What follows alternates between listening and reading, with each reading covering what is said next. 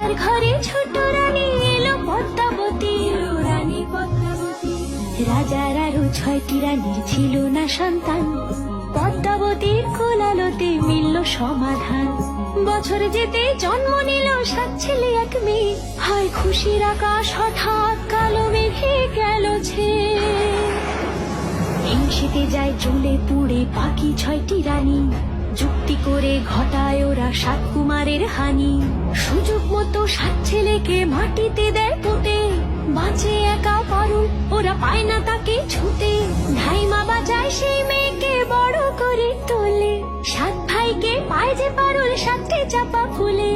এত কিছুর পরেও রাজার বিপদ যে কাটে না, সূর্য নগরে সুখের সূর্য আর ওঠে না।